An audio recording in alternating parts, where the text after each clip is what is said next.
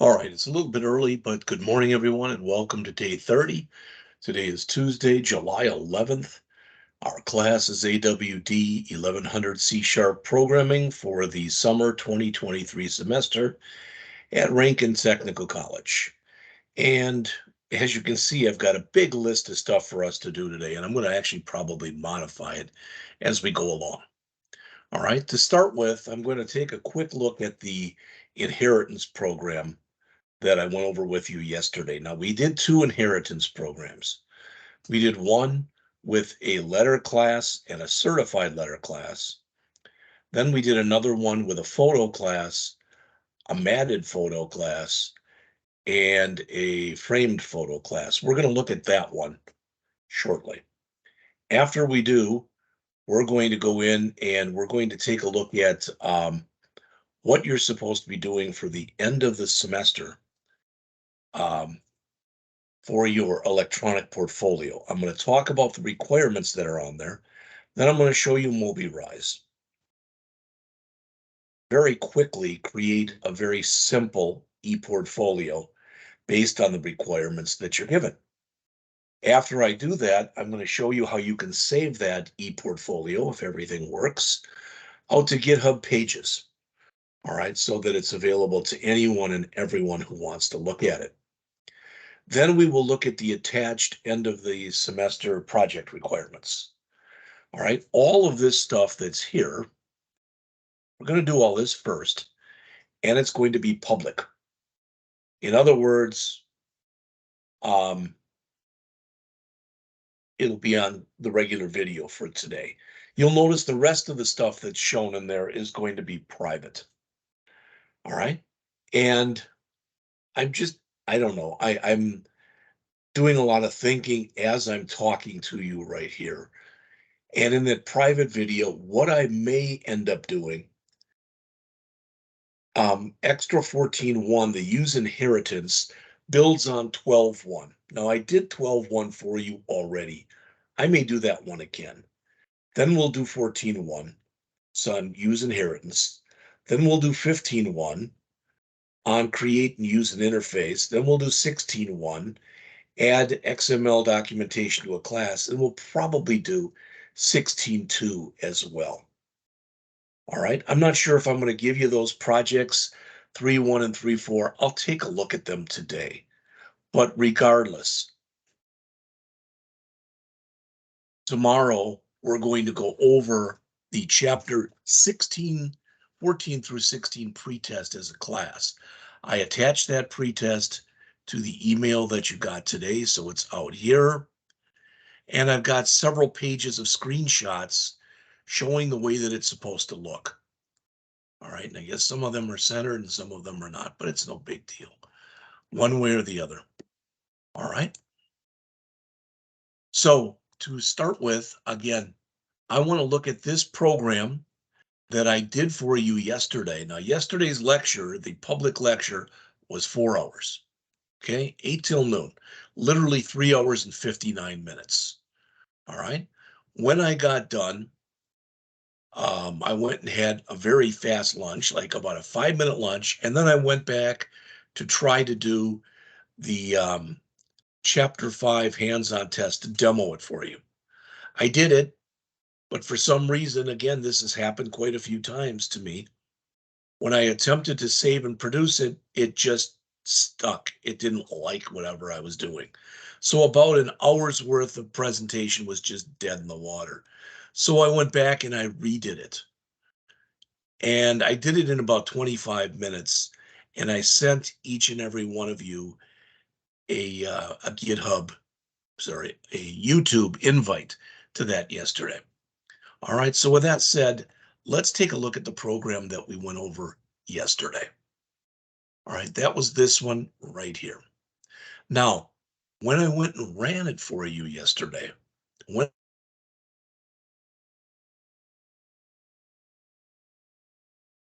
right, and the reason that I got it yesterday when I ran that for you was I didn't have this line of code in here that told you to calculate the cost.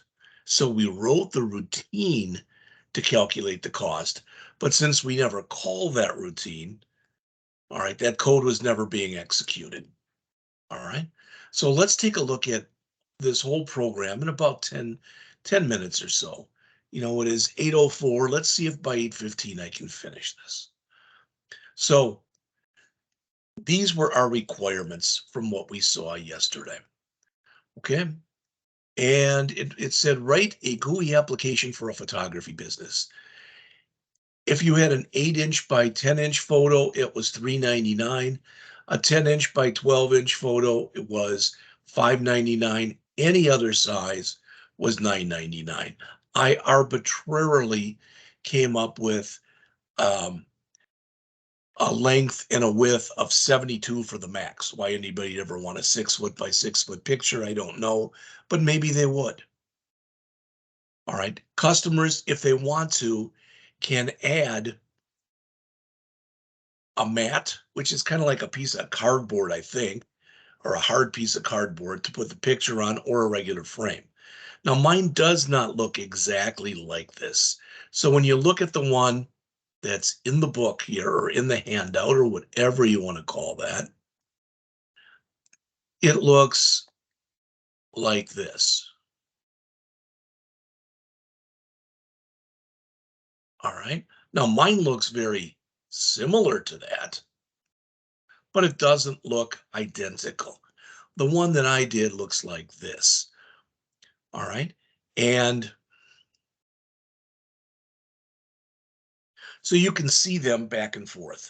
So I took this framed, unframed, etc., that they have in here, and I put it up here. All right.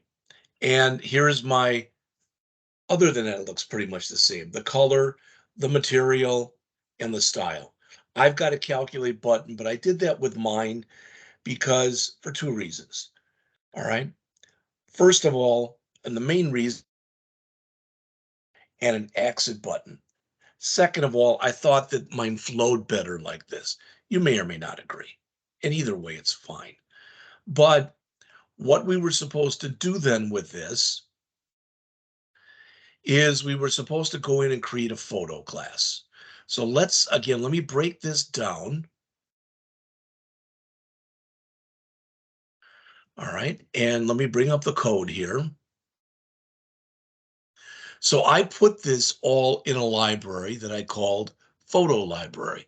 Just like for the letter one, I put it in a library called letter library. So here was the photo class. All right, I'm going to move this way the hay over like that. All righty. So it was supposed to have two protected variables, one for the width. They said float. I just made them decimal. We could have made them float. We could have made them double. It wouldn't really matter one way or the other. All right. So we had those. And then we had one constructor, which was a full arc constructor. And as you can see right here, it's got the width and it's got the height. All right, right there. In addition, we were supposed to have getters and setters for the width and the height, and those are right here. And we were supposed to override the toString method. So in other words, if you had just a regular picture, all right, just a regular picture, and that regular picture did not have a cost, there was no cost for a frame because there wasn't one. But if you had a regular picture that was an 8 by 10 like this, and let's say that it was unframed, all right, so 8 by 10, that's 80 square inches or whatever you want to call it, that should have been $3.99. So when you look, if I run this, an 8 by 10 that is unframed, calculate $3.99, 8 by 10. That's all I've got. So I think at least that one works okay. And you'll notice when unframed is selected, I can't click any of these buttons here or here or here. So that one appears to work just fine. All right. So that was that one. Then next, we were supposed to come in and we were supposed to add 2 child classes under the photo class. So these were both meant to inherit from photo. There was a matted photo and a framed photo. So let's bring up the matted first. There it is. And let's again bring this up. So the matted photo was supposed to have, the only thing new in there was a protected variable called of under, and for whatever reason I named mine the color. It's no biggie. I think this would work fine if I made this right here color like that, and I changed it here, and I changed it here. See, that's the problem is I don't want to say color. That may even work, but I just think that's a very bad habit to get into. So I changed it. So it now looks the way that it did in the handout. All right. So again, in here, the width and the height are going to be handled in here by our base. So these are going to make a call out. Those will make a call out to the constructor, but to the constructor of the parent. All right. Over there we go. There. We also had in here this enumeration. Black was set to 0, white to 1, green to 2, blue to 4, and white to 7. All right. Then in our full arc constructor, again, we passed in a width, a height, and a color, but the width and the height would be handled by the parent class, which is photo. All right. We had one new getter. All right. And again, I like the color better than color like they do here. I just don't like the way that flows. That's just my opinion. And then here, if it's matted, what we were told to do was matted photos are $10. So in other words, if I come in here and do a 10 by 12 matted photo, it should be $15.99. I'm sorry, $5.99 plus $10 or $15.99. So now I want to come in here and I want to do a matted one, but with a matted one, it's the color of the mat you want. Let's do a matted 10 by 12 and we'll make it green and see if that gives us $15.90.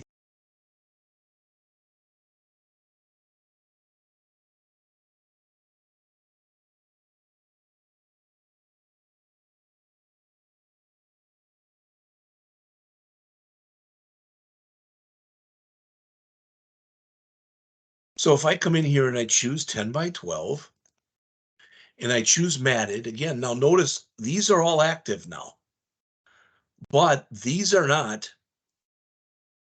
These are not. All right, so I said we wanted green 10 by 12. This should be, I believe, $15.99. So total cost $15.99, 10 by 12 matted green. So that also appears to work. All right. Then we overrode the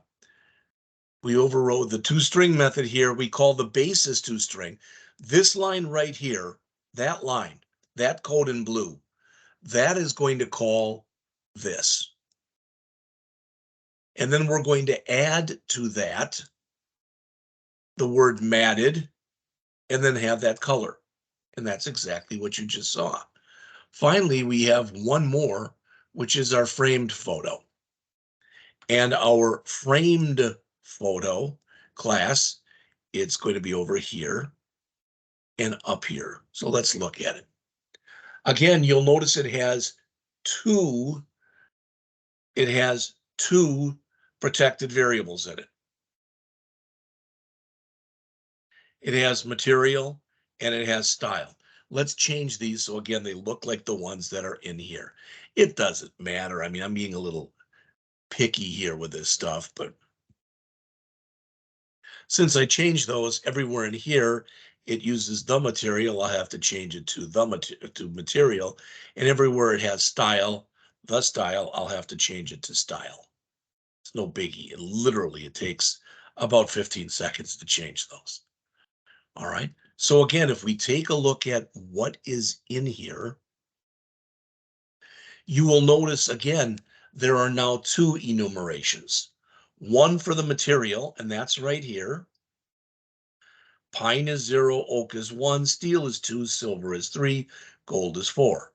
We also have another enumeration for our style, where simple is 0, modern is 1, antique is 2, vintage is 3, and eclectic, I spelled that wrong. That's eclectic is 4. All right. My bad. All right. So we've got those. And if we take a look at the rest of the class here, again, notice we should have protected material, protected style. We have only a full arc constructor where, again, the width and height are going to be passed in, but handled by the parent class, a photo, and we'll have a material passed in and a style passed in. So those are the only ones we have to worry about in here as far as setting. We've got our getters and our setters right there. And again, here we are calling that base that I showed you before and adding the word framed, and then adding onto that the material. So let's choose material, let's choose steel, and style. Let's choose eclectic.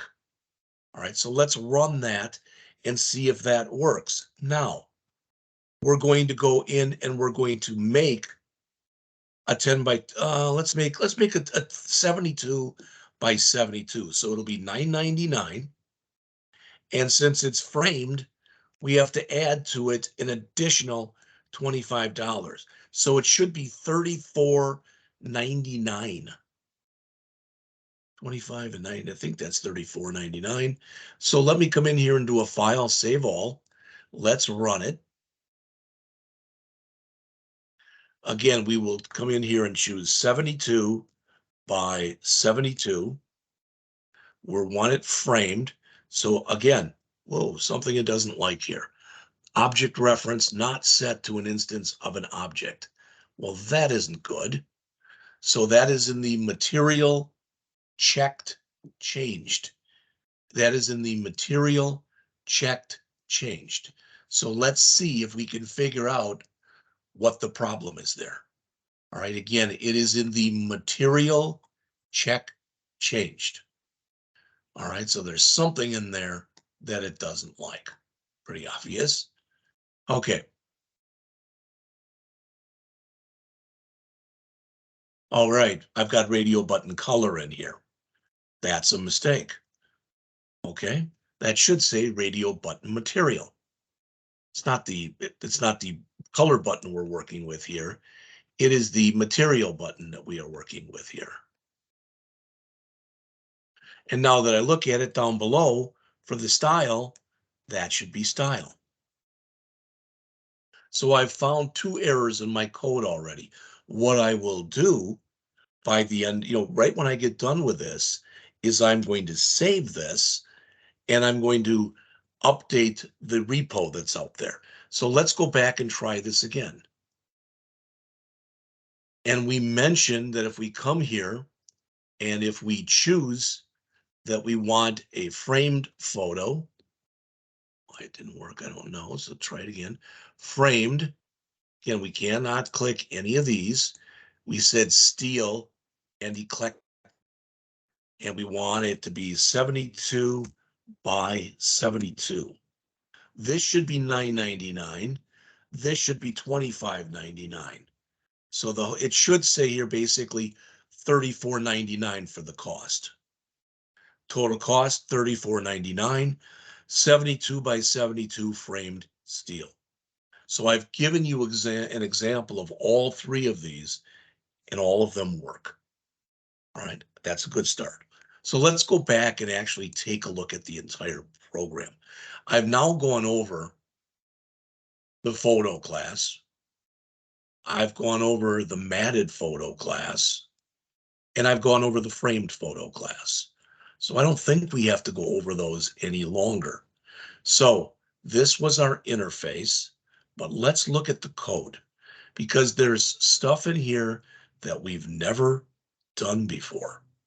All right, there is stuff in here that we have never done before. Now I'm looking here in this color string, material string, and style string. They're never given a value. So let's see what's in here.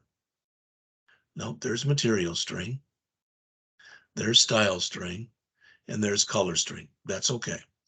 They are being accessed. So let's take this from the top. Like I said, I'm already going further, longer than I wanted to, but let's take a couple minutes and go over this. All right. So again, I'm assuming that the biggest photo possible would be 6 feet by 6 feet, since there's 12 feet in an inch, 12 inches in a foot, I should say. The biggest would be 72 by 72.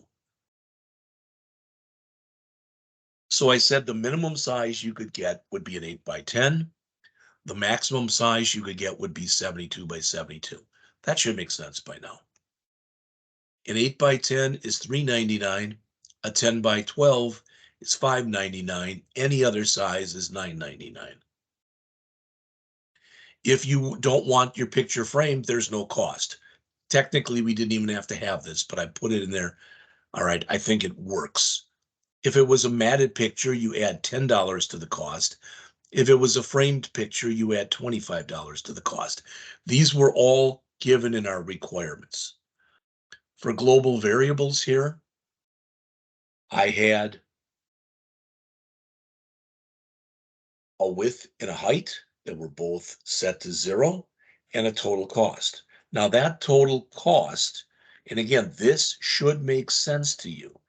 That total cost is going to be, we have to figure out the size. If it was an 8 by 10, it's one cost. A 10 by 12, it was another cost. Anything else was another cost. All right. Then you added to that nothing if it was unframed, $10 if it was matted, and $25 if it was framed. All right. Now, what's probably the most confusing to most people in here were this stuff that you see right now on lines 54 through 57. All right. Where it says radio button frame, handling the first one that's got either unframed, matted, or framed. That's why it was called radio button frame. It could have been framed too. Then we've got color that's got our red and and our blue and our black and our white, etc. And green, I guess. Then we've got our material, steel, gold, silver, etc. And then finally, we've got our style, which was vintage, eclectic, antique, etc. But remember, please, I talked about this yesterday. I tried to show you this yesterday, and I want to say it again today. And that is, when you run the program, if you choose unframed here, so if you check that, all of these should be turned off. You shouldn't be able to touch or choose any of these, okay? If you choose matted, then these all become active, and we set the first one as a default. But these two sets of radio buttons should not be available for you to do anything with them. They should be disabled, basically. Finally, if you choose framed, then this set of radio buttons right here for the color, that set should be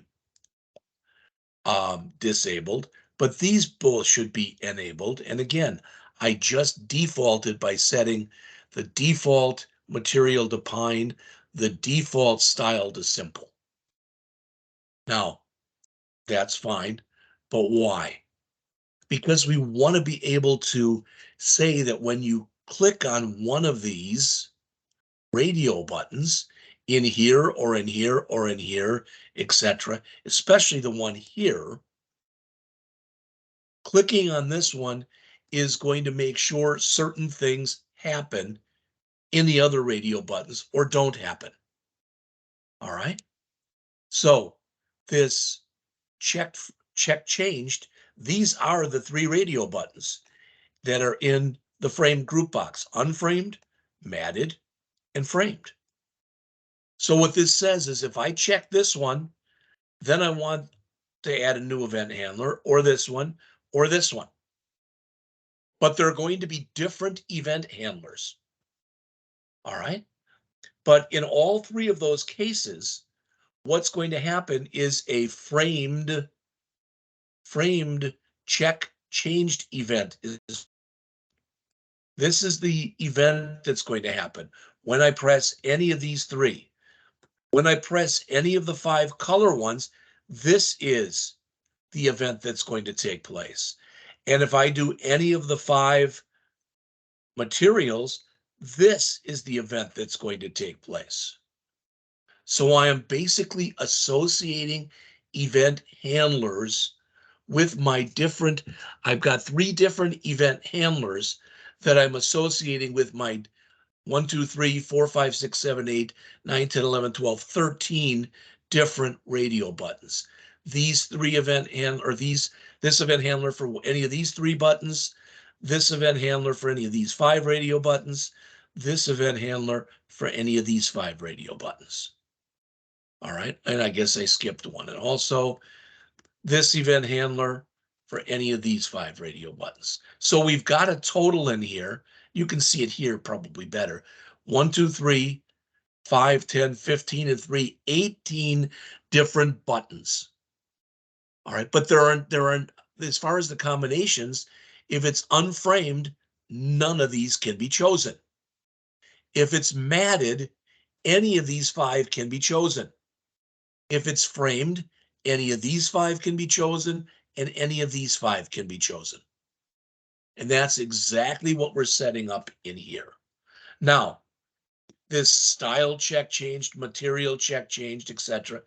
Basically, when you come down here, it's got to be coded. So we're going to look at that in a second. All right. So when you calculate, what are we doing here? Well, we're doing some validation. As it says, we're using the built-in Muroc validation class to validate that we put in a valid width and a valid height. All right. So we've got that is valid data. Again, this is very similar to what we saw in our book. I think it's around page 219. All right. So if we do validate that indeed we did put in there what was present a width, was present a height, was an integer for the width, was an integer for the height, and that the width was between our minimum and our maximum, and our minimum and our maximum again were 8 and 72, and also that our height was between our minimum and our maximum, which was 12 and 72. So if that worked, if we didn't have any errors in here, we return true. All right, which was our success variable. If there were any errors, we're going to return false, and we're going to bring up a message box that just says you have errors. So if I come in here and I leave that blank, you have errors. And there's the errors that we have. And you can see width is required, height is required, width must be a valid integer, height must be a valid integer. So if we do put in a width and a height, but if we put them out of range, now we get width must be between 8 and 72, height must be between 10 and 72. All right, let's put 8 in here and let's put 10 in here. But now we have nothing chosen here. So Okay, doesn't like something in here. Object, again, there's an error. All right, let's see if we can figure out what that is. That's calculating the frame cost. All right. So looking at that, calculating the frame cost, it's coming in to see which of these was chosen. And guess what? And it's also supposed to return a decimal. Well, why don't we do this? Why don't we come in here and say if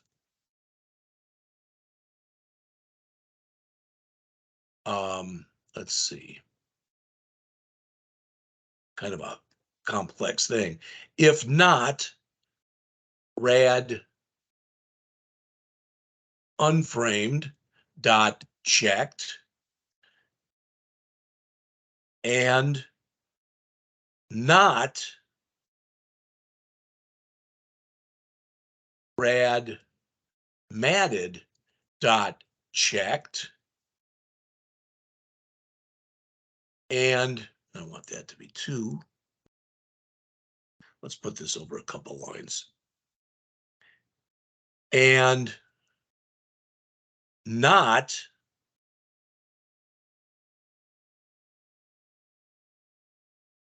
rad framed dot checked. Well, then we know none of these were checked.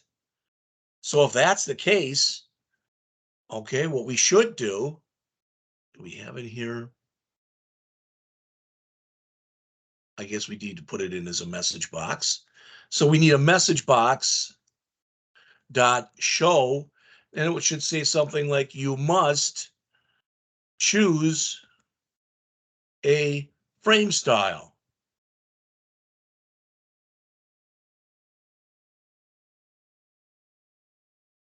No frame style chosen.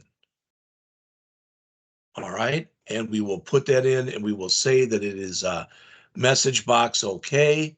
And we're going to make it an error. Now we have to return something because it's a decimal. So I'm going to return -1M. Okay. Let's see if that fixed that error that we just found in our program. So we did come in here. We did come in here and we did put numbers in for the width and the height. So 8, 10, but we left this empty. It was giving us an error. Now, no frame style chosen. You must choose a frame style. Now it says cost $2.99. Something is screwed up there. I don't know what. So we got to look at that as well. All right. Now let's see if we can go backwards with that. So we're returning a -1 here under calculate frame cost. All right. So I can already tell you what that -1 is. So we calculated the frame cost right there. We did the area cost right here. Well, we're not doing that area if those are empty or out of whack, so to speak. I'm going to just put here, if frame cost equal -1, I'm just going to return. So now let's see if it covered that. So I'm going to put in here again an 8 and a 10. I'm going to leave that blank. Click calculate. It gives us our error. And there's no cost in here anymore. That's what we'd want to have happen. All right. So as we come in here then and we check this stuff, this is our frame check. So again, this is either unframed or it's matted or it's framed. If it's unframed, we disable the group boxes. Since we're disabling the group boxes in there, since we are disabling them, you're not going to be able to choose anything that's in there. All right. When it's matted, we want you to be able to choose a color. In fact, we're going to default the color to black because black is the first one we have listed right there. But we are disabling the other two. Finally, if it's framed, we are enabling color and we are enabling material. Oh, I'm sorry, we are disabling color. We are enabling the material and setting the first material one in there, pine, as our default. In the same way, simple is the one we are enabling style and setting simple as our default. Finally, and this should never happen, but it's a good programming practice to come in here and check that. And if you found anything that looked, again, if that happens, just disable everything basically. All right, because again, I'm a little quirky here. All right, so that's that one. Okay, now I try to put comments in here, not a plethora of comments, not a lot of them, but as you can see here, code that executes if a color radio button option is chosen. So if we go from one color to another color, basically. All right, we are making sure that we're setting that up, and this color string that's in here is going to hold, now it's got substring 3. And that's because the reason for that is the name of the radio button is like, for example, rad black. So we're starting it at 3 because we don't want rad black to be the color string. We want to remove 0, 1, 2 positions, which is RAD, and just keep the black. All right. That's what we're doing there. And then we do a similar thing with the material. Again, if that was like rad pine, we want to remove the RAD, so the material string is just pine. Finally, for the style, same thing. So if the style was eclectic, it's actually the radio button name is rad eclectic. So I'm just going to remove the 0, 1, and 2 positions, the rad part, so it just says eclectic. All right. Now calculating, I got calculate picture code. That should have said cost. Oops, still wrong. Here we go. So we first do the area and then we do the frame. Okay. Now we didn't have to do it like this, where I'm coming in there and doing the height times the width. We could have just checked them. We could have said if the height is 8 and the width is 10, the height is 10 and the width is 12, etc. That kind of thing. But I just did it the way I did it. All right. So that was the area, and we'll look at that in a minute. Then we did the frame. We just looked at this, and we said if the frame returns -1, that meant that we hadn't chosen a frame option, period. So we're just returning. But expecting that we have chosen one of those, then the cost is going to be the cost of our area that we just did and calculate area cost, plus the cost of our frame that we just did in our frame cost. And that's printing out our total. So that line that you see right there, line 218, that's going to print this, the total right here. So total cost, and then the total cost in currency format. So again, the calculate area cost, area is width times height. AC is area cost. And it's funny, I guess now looking at that, I should have switched on AC. Otherwise, why do I even have an AC in there? It should be area. I want to change that. So I want to switch on area. I'm wrong. All right. If it's an 8 by 10, 8 times 10 is 80. So the area cost is 8x10, which we set up here. Remember these costs. 8x10 was $3.99, 10x12 was $5.99, and other sizes was $9.99. All right, so coming again back down here, 8 by 10 would give us 80, so that's 8x10. All right, 10 by 12 would give us 120, so it's 10x x12, Anything else would give us other sizes. Now, we already know because of the checks we already made in our is valid data that we have to put in a number for our height that's between 8 and 72, and for our width that's between 10 and 72. All right, that's already been covered. Again, this was our frame cost. I just added this. Why? Because, every time you run a program, you are in essence testing it. And when you test, remember from chapter 11 or whatever that was that we went through, that when you test, the idea is you want to break your code. You want to find the errors because you don't want somebody else to find those errors for you. All right. So if none of these were chosen, you must choose a frame style and we're returning -1. Otherwise, we're switching based on that frame style. So it's the name of the frame dot subname dot substring. So again, I'm removing the RAD from there. So this name of this was actually RAD unframed, RAD matted, and RAD framed. All right. Now this was probably the most complex one. And to figure this out, I had to go on the internet and check because I did not remember how to do it. If it's an unframed, we're setting the cost to unframed, which was 0, and we're instantiating right there. So we are going to instantiate a new photo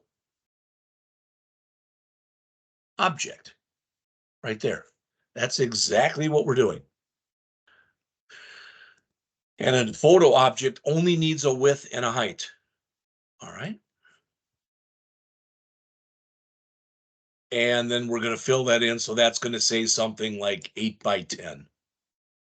All right. For this one, it was much more complex. And again, like I said,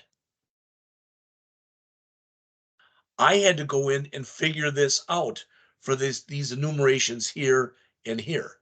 And that was a lot of going out and Googling stuff. So this was basically grabbing whatever, and I uppercased it. So for the color, it would have been red, capital R, capital E, capital D, etc. If we wouldn't have wanted it uppercase, I could have just left that off.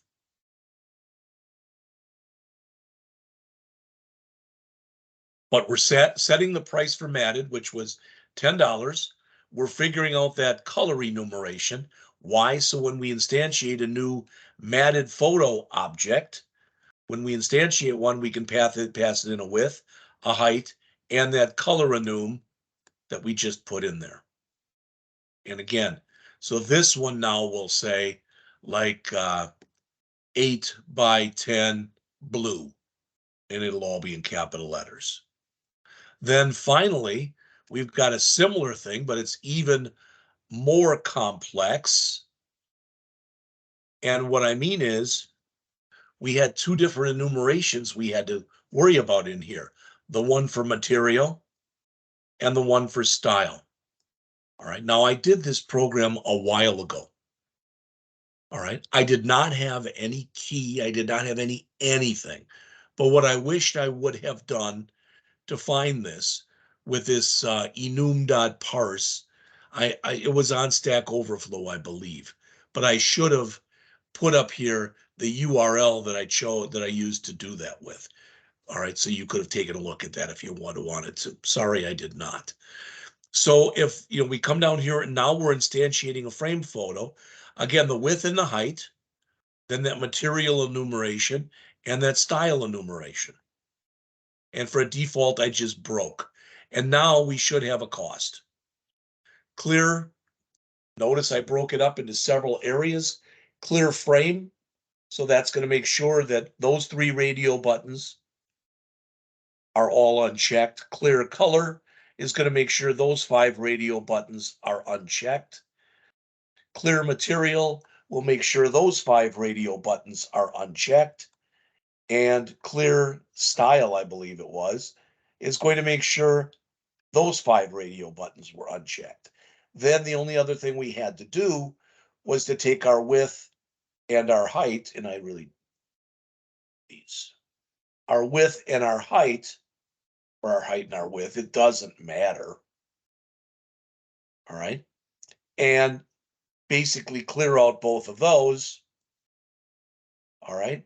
And then set the focus. Finally, we've got our exit in there. I am doing 2 different in here. I am doing 2 different message boxes. Not in the exit, but in the other stuff. I probably could have written the show message. It's not really necessary. All right. So that was a lot longer than I thought it would be, but let's do a file. Save all. Let me close this. All right. Let me go back to what we were working on, which was inheritance examples. All right. There's my Git. So I'm going to open right here a Git bash window.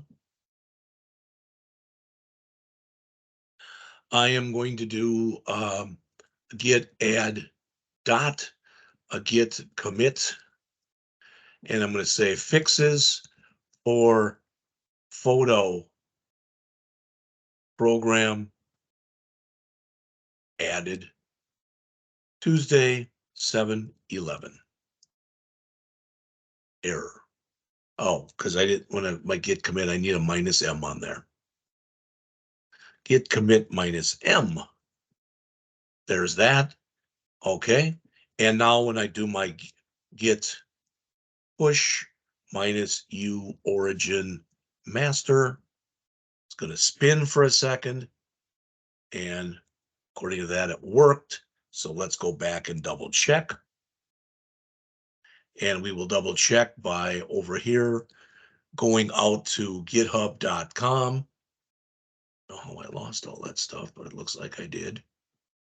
That ain't good. All right. So we'll go to github.com. All right. And this was inheritance example right there. So you'll notice right now, fixes for photo program added to my Visual Studio system file and to LB photos. No changes to letters because we did that yesterday. No changes to the documents that we did yesterday. All right. But there are changes to the photo library too. All right. So that's everything that's in there. So not like that's a whole heck of a lot, but we have now gone over this. Okay. So there's a start. So next, let's go over this end of semester e-portfolio requirements. Okay. Now, one of the things that you are required to do as a student in the application and web development program at Rankin Technical College is that every semester you must go in and create an electronic portfolio. What we as instructors and as an institution have found is that most employers are not content with just looking at a resume. They want to actually see examples of your work. And that's what you put into this. So when you look at it, notice the first thing, it's worth 150 points. So 1.5 tests. Notice the second thing, it's due by midnight, Wednesday, 8/16. Now, today's Tuesday, but if I go in here and I bring up the calendar and I go to Wednesday, all right, that's here. 1, 2, 3, 4, 5. So 5 weeks from tomorrow will be technically the last day of this class. All right. So you have to have it in by midnight on that night. So using web authoring tools, design, develop, and publish an electronic portfolio that should look nice and be rendered correctly on any type of browser. Now, you must publish your portfolio to GitHub Pages and provide me an invite. All right. I'm going to show you that and how to do that in just a bit. All right. And when I show you that, all right, basically what you're going to be able to do is, like I said, just you're going to be able to then, you are then going to be able to send me an invite and it'll be out there. Not only will it be out there for me, it'll be out there for anyone that you want to share that with. I want to say that again. It'll be out there for anyone you want to share that with. You literally will have a URL that will be made available then. All right. And you'll be able to work with it. All right. So that's 10 points. Next, at a minimum. Now you can do this as one big page and have it scroll down, or you can have one page for your home landing page, one page for an about you, one page for your resume, which should be both in PDF and Word formats.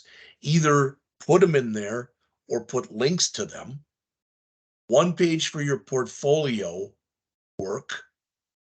Should probably like that.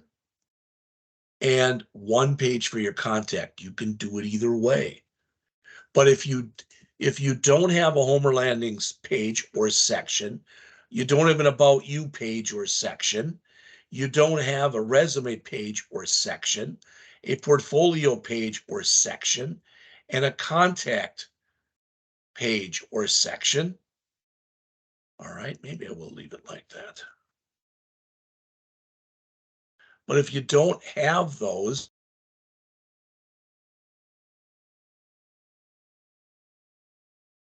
8 points, 40 divided by 5 is 8. Your portfolio must be evaluated on the following criteria.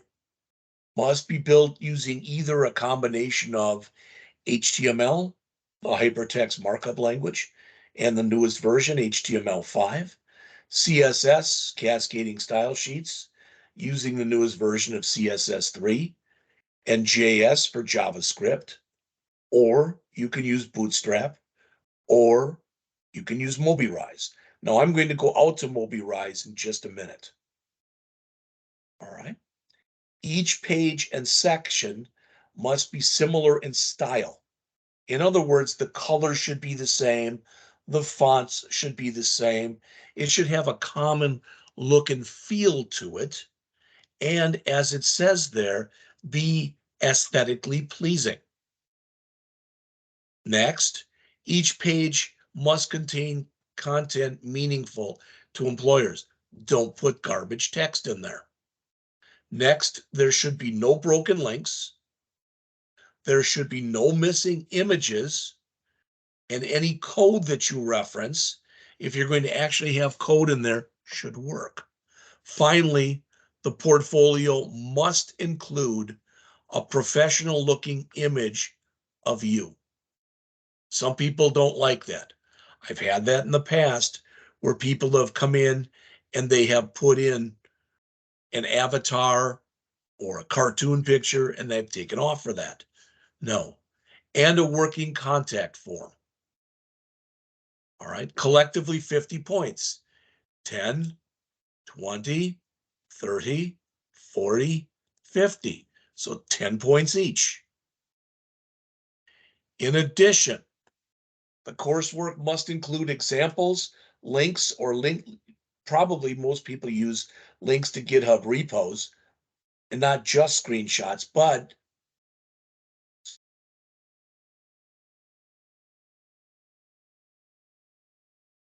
just if you are just in this class, only in this class, you should put at least 6 of your programs in there. I mean, this has got to be something you've got to fill it up with some content. If the only content you have is this class because this is your first class, then put in about 6 things from there. If you took last semester the AWD1000 class, then you only need to put about 3 things in because you need examples of homework problems, tests, etc. So I'm going to build something like this for you in just a second. And again, this is due by midnight, 5 weeks from tomorrow. All right, so let me leave that for now. Now, if you go out to mobirise.com, mobirise.com, and hit enter, this is it. So what you will want to do to get the newest version, I've already got it on my machine. It might be an older version. I don't know. I don't really care. But you'll just click the download for Windows button and it'll bring it down here if you're using Chrome. You can right mouse click on it and just say open when done, and it'll walk you through a few steps. I will tell you, I have had Mobirise on my system, I would guess, I've had several different versions of it, but probably for the last 3 or 4 years. During that time, I have gotten a handful, like 4 or 5 emails from Mobirise. And it's been that a new version of something has come out. Am I interested? And that's it. Now, I went out and looked, and I went out to YouTube, and down in YouTube here, I put in here Mobirise 20, try that again. Mobirise 2023. And I looked at a couple of these. Some, as you'd guess, are better than others. All right. I think this was the one that I had settled on. Let's see.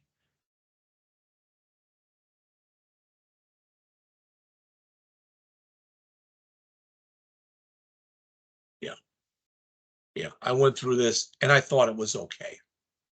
You'll notice it's a year old.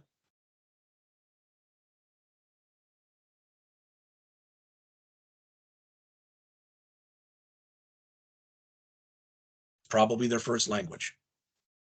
All right. So some of them might be a little harder to understand. Take a look at them. If you don't need them all, then at all, don't use them. But eventually, and again, I'm going to bring up Mobirise right now, and mine might look a little different than yours does because I might have a different version than the version that you have. But I'm going to come over here, I'm going to bring up Mobirise, and it's going to look something like this. Now, yours may not look exactly like this. It's totally okay if that's the case. I want to say that again. If yours doesn't look, and you get stuff like this, if you just type, click the button there, the link here that says skip this extension. That's all. To get started then, you'll go over here and you'll notice it's a hamburger menu, the 3 lines, and you'll want to choose sites, create new site. You can see I've got examples of stuff I've done in the past. So you want to choose create new site. All right, boom. All right, so then it says, what kind of a theme do you want? You can choose in here. Now, some of these themes that are in here, they will tell you they're not free. So if you wanted to use that particular theme, you'd have to pay for it. All right. So let's just come in here and grab something. I'll just grab this one, see if it's free or not. This is a company one. In fact, let's see. Do they have one? I don't know. I don't know. Can I search in here? So I'm going to search. I'm going to search for portfolio. And you'll notice there's portfolio, there is designer portfolio, artist portfolio, graphic portfolio. There's a whole bunch of them, as you can see. I'm going to grab this first portfolio one that's shown here. Click that. Okay. So I've already got a bunch of stuff in here. Look at that. I haven't done anything yet, and I've got all this already. Okay. So the first thing I'm going to do is I don't want that picture. All right, because I'm not Jessica Brown.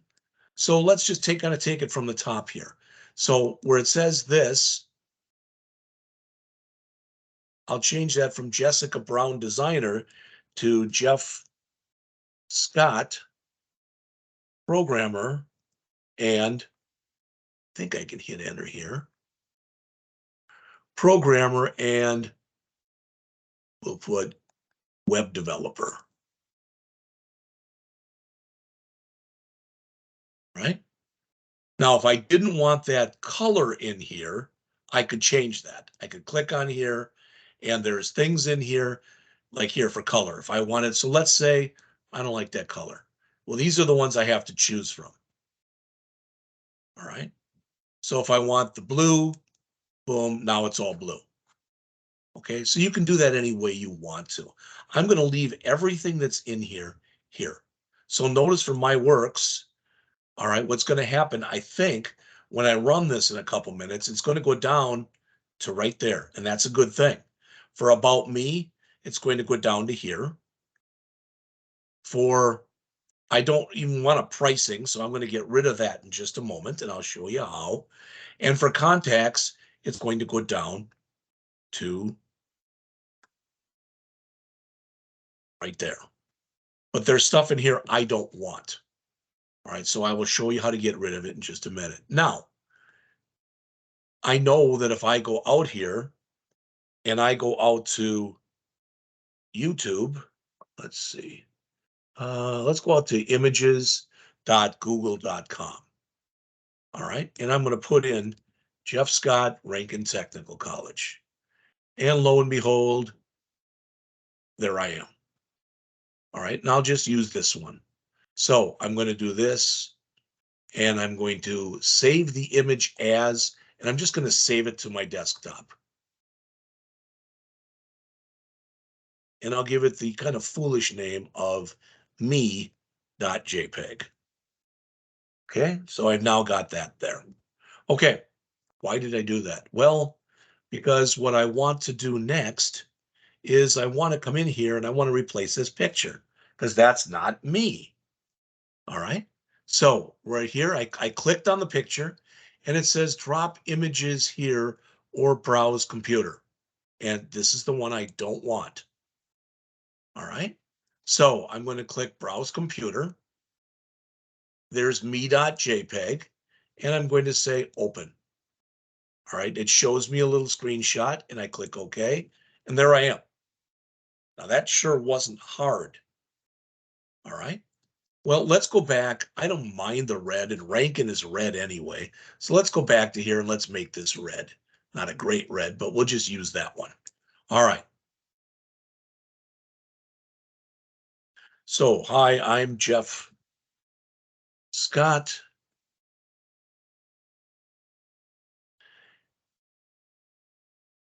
And I'm a programmer / designer. All right, I don't like the way this looks. So notice it's a title 1 up here. So if I click on here, I can change it from title 1 to title 2, which makes it smaller. Nah, I like that a little better. You can play with this stuff all you want to.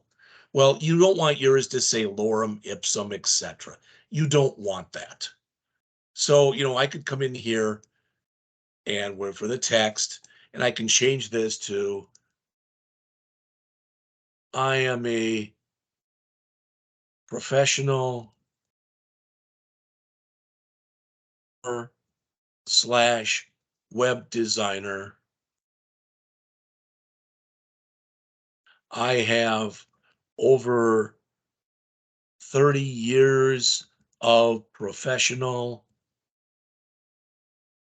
experience as an information technology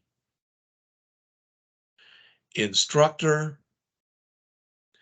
In addition, I have been both a programmer.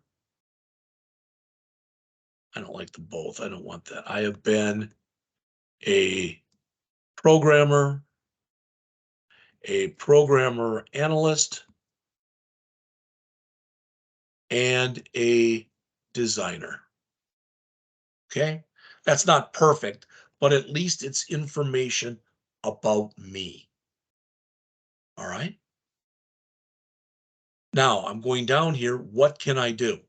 Well, this isn't bad. I don't mind this. The color isn't great, but I don't mind it. If you don't like this background color in here, you click on the background color, then you click the little gear here. And you'll notice there's a thing there that says color. Okay, I know that's how you do it. Let's see. Background, image, color, video, color. There it is. So you can change it to something else. So if I wanted it white or something else, I'm going to leave it the way it is. It doesn't look terrible.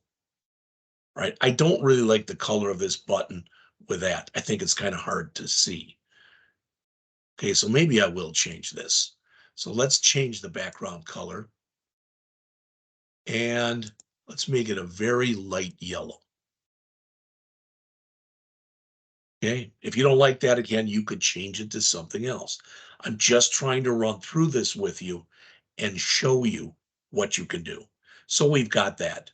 We'll leave the next one white. What can I do? And I'll put in here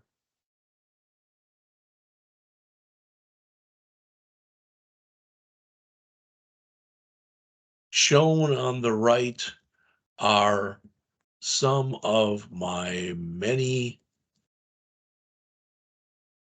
are some of the skills that make up my wide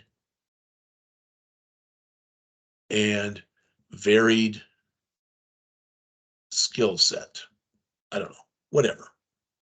Then we've got web design, art design, and polygraphic design, because this is for a designer. All right.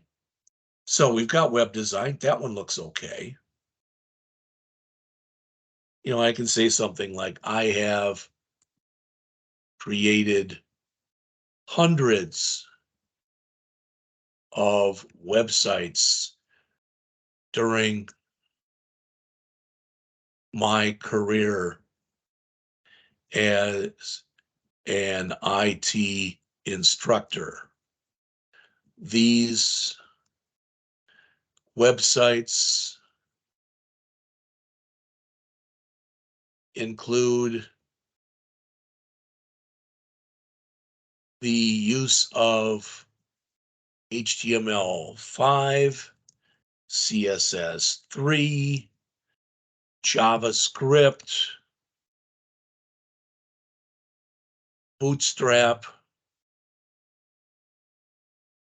5, Node.js, and React. I'm going to leave it React.js.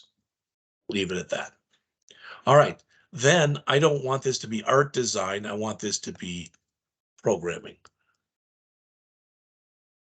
And in fact, I should put that above this because this one says programmer designer. So I'm going to change all of these. I'm going to reverse these.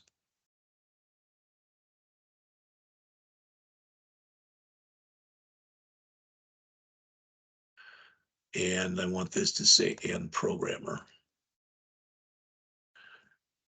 Okay. Web developer and programmer. I kind of like that. So here I'll put this to designer programmer. Like that. All right. Why? Because I've got design first. So here's programming. Now notice if I didn't like I could bold this if I wanted to, if I thought that it would really help. So I can just highlight it, click the B button, and now it's bolded. Might read a little better. This one, I unfortunately clicked the italicize button, and I don't want it to be italicized, but I'll make this bold as well. All right. So I'm going to say here,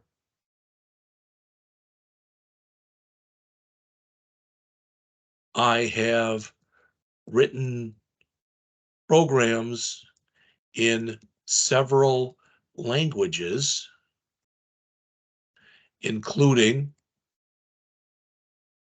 let's see, C#, C++, C, Java, PHP, SQL, ASP.NET,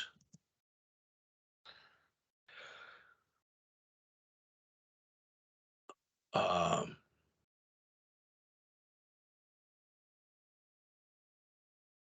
and others, including legacy languages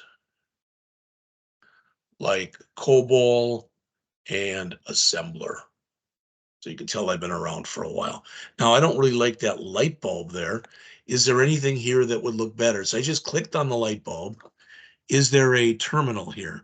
That looks like it's a terminal. So I'm going to click there and insert. So now that's been changed. All right. And I'll change this one to teaching experience.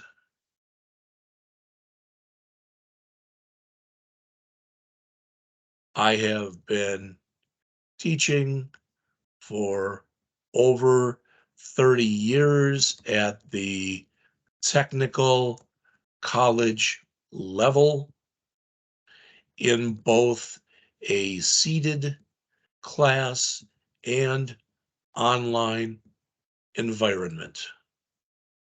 Okay, I will take this and bold that as well. And I don't like that icon. Actually, that icon wouldn't look bad up here. So let's go here. I don't know where that icon was, but yeah, it's a teacher. So, oh, let's see.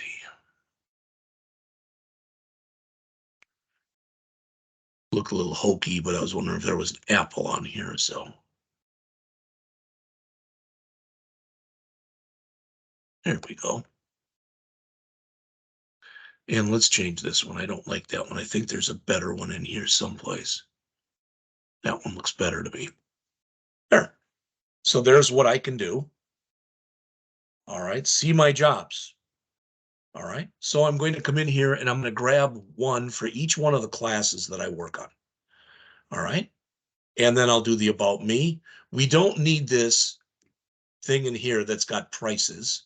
So I'm going to get rid of that. So I'm going to click over here, click on the gear, and not click on the gear, click over here, click on the show more and choose remove. It says, are you sure? Yes. So that's gone. I don't need this thing in here. So I'm going to do the same thing. Now that's gone. What my clients say, I could put something in there and put pictures of students, I suppose, if I wanted to. I don't need a frequently asked questions. So that's gone. And this contact me, let's make that for now at least. Let's make that the background on that white. It's probably going to have to change, but it's okay because it makes it very hard to see this. All right, but you can see it's coming together. Hopefully you can see that. So my works.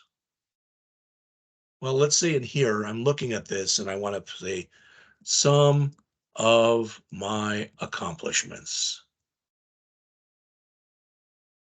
All right, and this right now, you'll notice is a title 3. If I want it bigger, I can make it a title 1 or a title 2 or just text. But I think it actually title 3 there looked okay. All right, so in here, I'm going to change this and I'm going to say,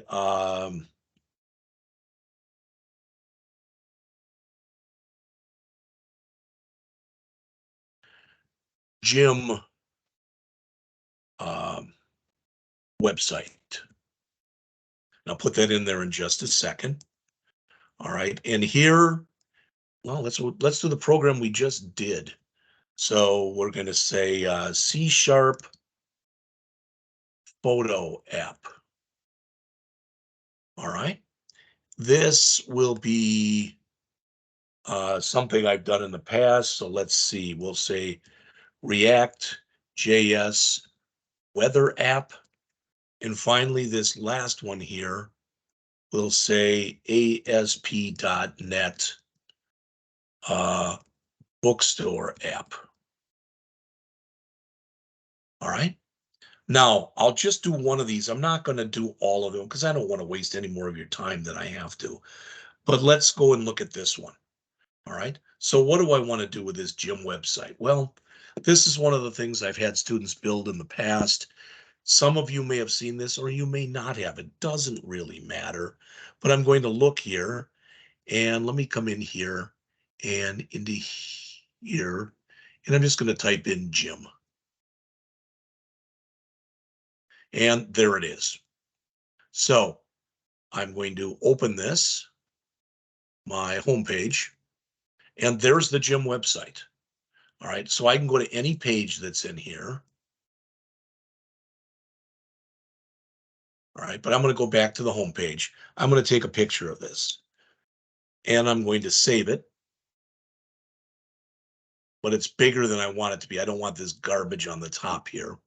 So I'm going to cut it down to about like this.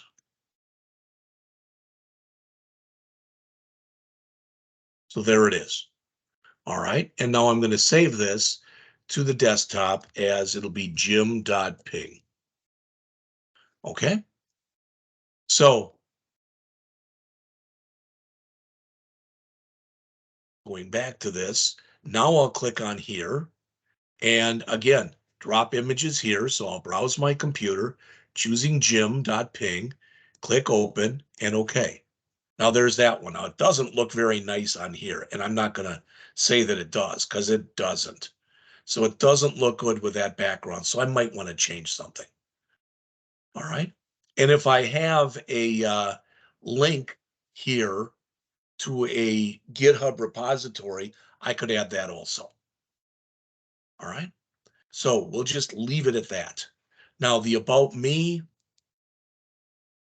okay, I'm not going to keep this as an about me. What I'm going to do is I'm going to put in here, yeah, I'll leave it as about me. But over here, I'm going to put down, please click on the image on, how about this? Either image below to see a copy of my resume. All right.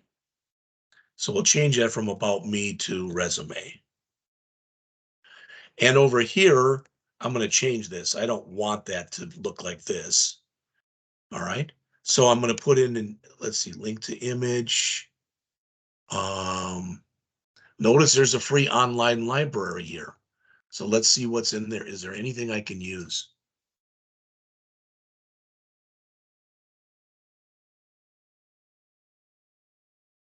That isn't great, but I could put that one in, for example. All right. And I can say, please click on the image to see a copy of my resume. And I'd have to link that up to an actual image. I don't like that one. I guess I could be a little goofy here and put in something like that. All right. Or try to put an avatar in there or something else. I'll leave it like that. I kind of like that. I don't want this what our clients say. I mean, to me, then it's not right for me. That's all. So I'm going to get rid of that. Now for the contact me, I'm going to go again and change the color on this.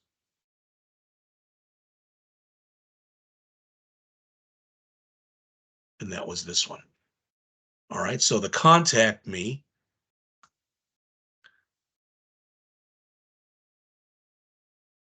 I can say, please fill out the form below to get our conversation started. I don't know, that's not great, but that's fine. All right. And on here, I don't like that. I could put another picture in if I wanted to. All right. So I could look in here and see if there is something that is like a form. I don't know.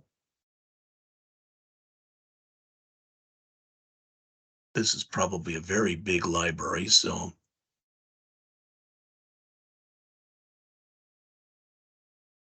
And you don't have to put a picture in here. I'm just showing you examples of things that you can do if you're so inclined. Right here, we got site library, and so there's a bunch of stuff in there too. That's just the stuff I'm currently using, I guess.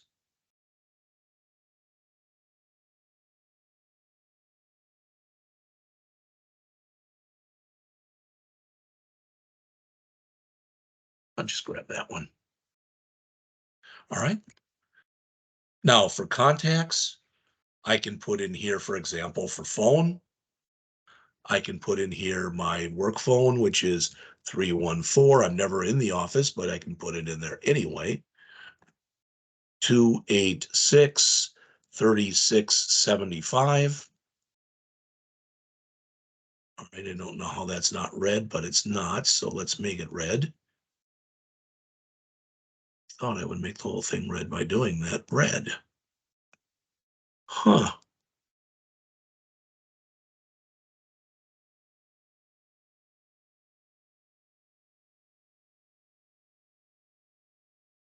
Well, I don't know why, but it's different color. 3675. I would have thought that when I clicked on here, it would have changed to red, but it didn't. My email will be jpscott@rankin.edu.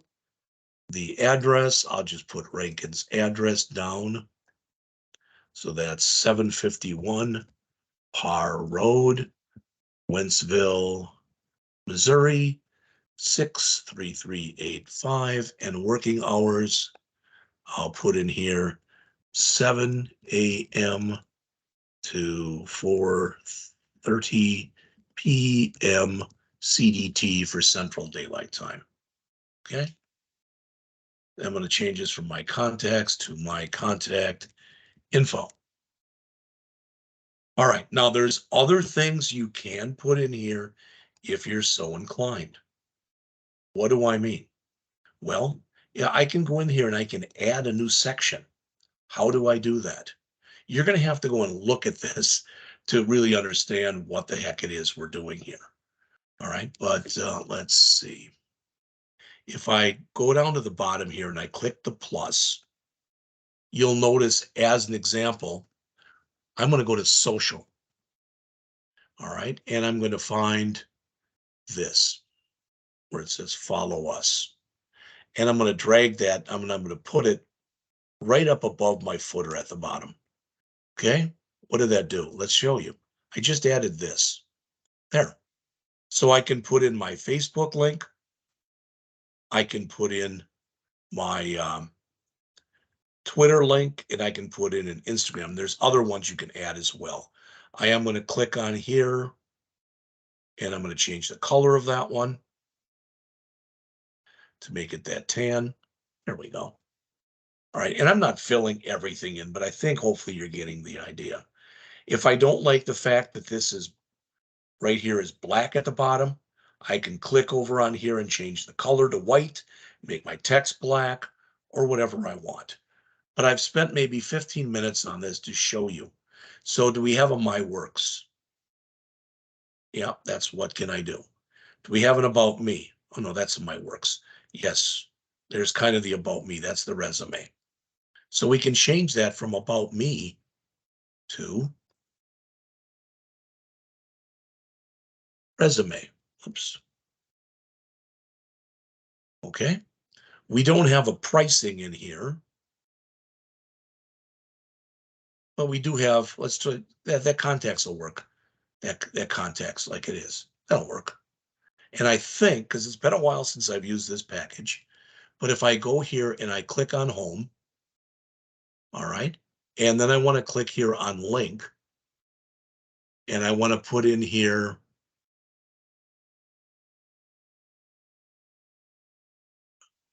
give me a second here.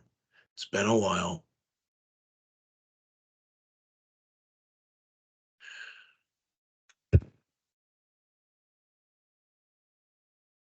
Okay, there's the block pages. So this is everything. So I want to go, I think it'd be header here.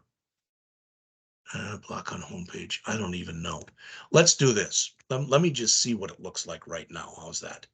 So to see what it looks like right now, and now that I'm looking at this, I made that yellow. I don't like that because the rest of it does go to tan.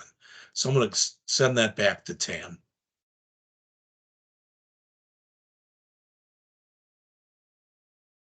All right, whether that's good, bad, right, wrong, doesn't matter.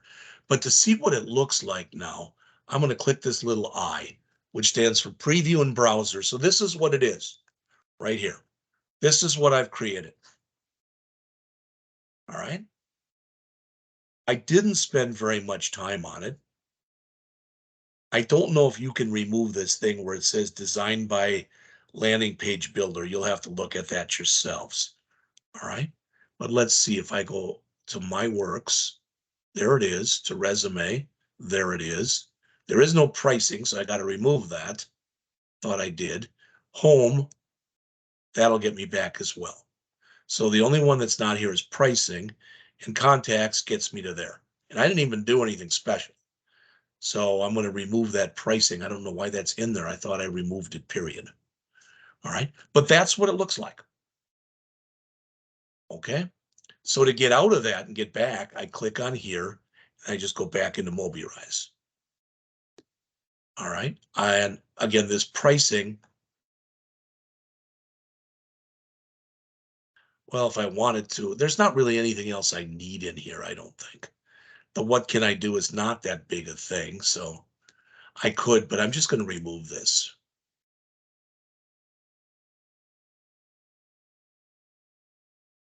All right. So where it's got type text. No, I don't want anything there. I think when I run this now, it just won't be there. There. So home, my works, resume, contacts, back to home. So I've created this for you. Do these buttons work? My jobs goes there to my works. So I could change that back to my works. Contacts goes to my contact info. All right. So all I want to do is I want to change that button from my jobs to my work.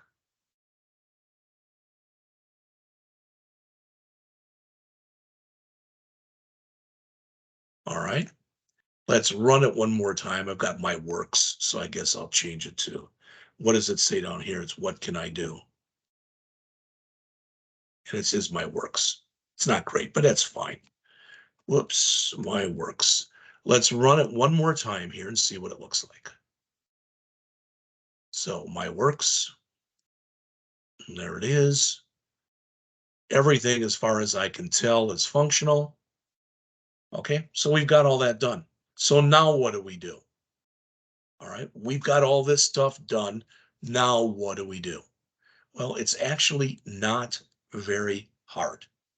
All right, what do I mean? Well, the next thing that you want to do is from Mobirise here. And it sounds a little weird, but I think what I'm showing you is the right way. It's a little goofy, but the way I'm showing you right now, it's worked for me. I want to say that again. What I'm showing you right now has worked for me. All right. So I'm going to take this and minimize it and get rid of, get out of that. I'm going to create a folder here and I'm going to call it my hyphen e hyphen portfolio. You can call yours whatever you want. All right. In fact, let's just call it portfolio. That's even better. So I'm going to call it portfolio. All right.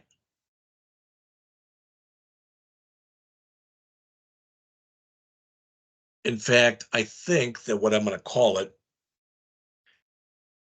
to help with what to do, I think this is going to work. I'm going to find out. Is I'm going to call this DIST. This is going to be my distributed version. So DIST right there on my desktop. All right. Now from Mobirise here, I'm going to come in and type publish. And it says, how do you want to publish this? And I want to put in here local drive folder. And it says, fine, where is that? And I'm going to click browse. and I'm going to find on my desktop the dist that I just put in there. And I'm going to click select folder. So make sure that it's looking the way you want, and then click publish. Takes a second. Boom. All right. And it's showing me where it is right now. It's in my dist, and there's the index. So everything is in there. All right. Now, the weird thing, this is what I found. I'm telling you this. The weird thing that I have found is if you go in and do this, and then you're like, oh, I shouldn't have done that. And you make a change. If you make a change, remove that folder that you created, the dist folder, and create another one, call it dist2 or whatever, and then go through the process again. Don't just remove everything from the folder and put it back in there. It doesn't tend to work correctly. I don't even know why. This is a free product, and the people who created this, they're from like Finland or Denmark or something like that. And they're very hard to get a hold of. I've had questions and I've sent things out and never really gotten responses. All right, so now what I'm going to attempt to do is now that I've got this, all right, now that I've got this, and I'm going to close Mobirise now, so I'm done.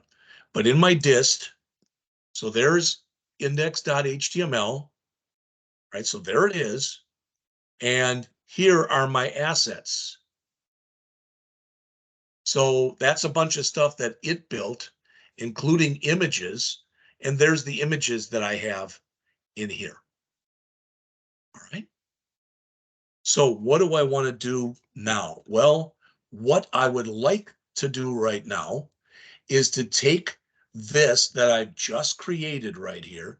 I'd like to take this, all right, and I'd like to go and put it out under GitHub pages. That's my goal. All right.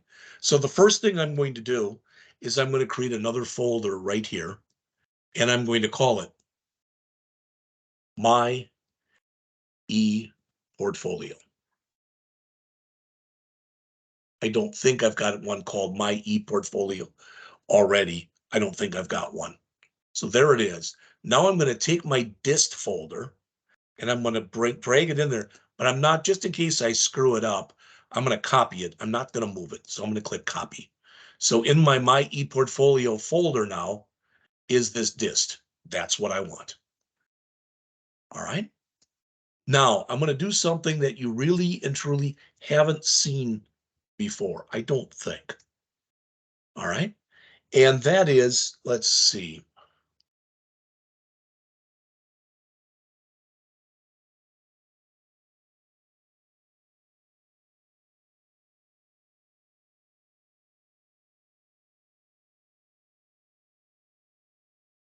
I want to open this folder up. Okay. And I'm going to open this folder and I'm actually going to open it, even though I'm not going to do anything with it.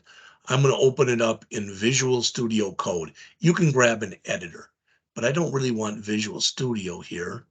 I should have Visual Studio Code. Why is there showing that on there? Some of you probably don't even know what Visual Studio Code is. Really don't want to do it this way. I'm trying to come up with the easiest way I can to show you what I'm trying to do here. All right, let's just open this and let's just open the folder. All right, and I'm going to right mouse click and choose Git Bash here. All right, I'm going to see if I can do it from here, if I can get all this stuff to work. All right, so let's see.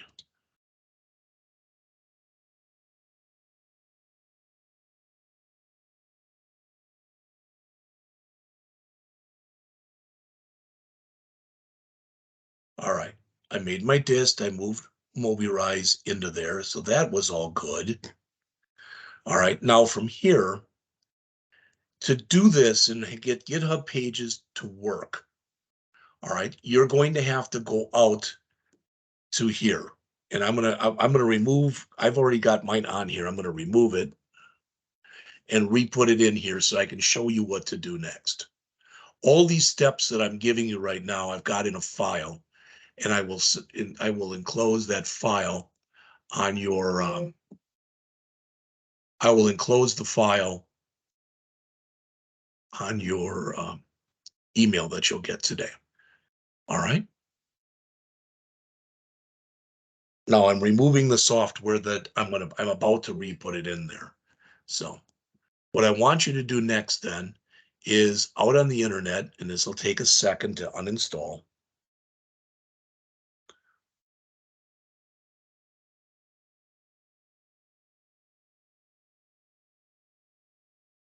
It's gone. All right, so out here on the internet, I want you to go out to nodejs.org.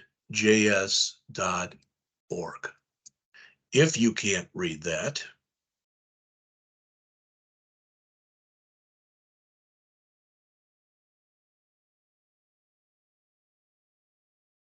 it is simply this.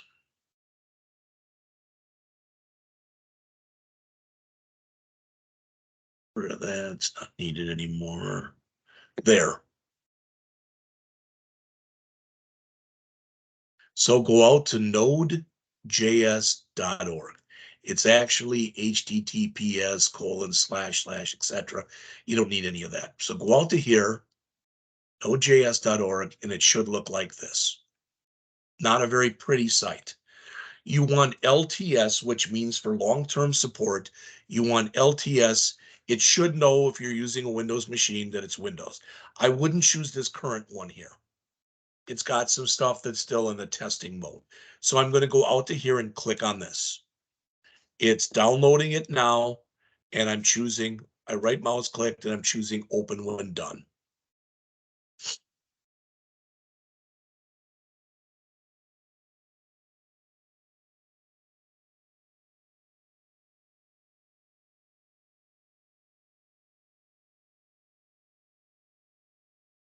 And it says, welcome. Next. I accept the terms. Next. I'll put it right there. Next. I want everything. Next. I don't care about this. Next. And install.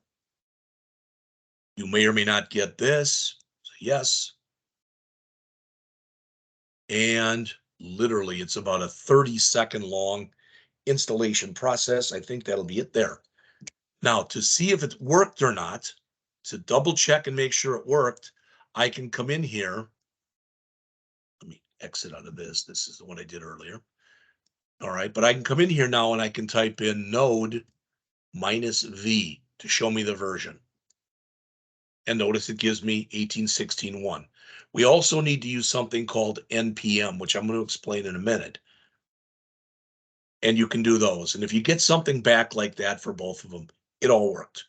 If you already have Node on your machine, you don't have to uninstall it and reinstall the new one. You won't have to. All right. So we now have this. Okay.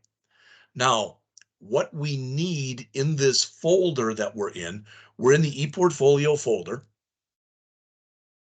And this is what's in there, just dist. But we need to create a new file that's going to be the file that's got all of our information on it that we need for this. And there's two ways of doing it. I'm going to show you the hard way, then I'm going to show you the easy way.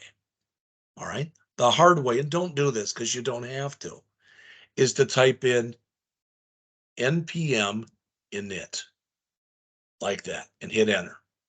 Then it's going to ask you a boatload of questions. All right.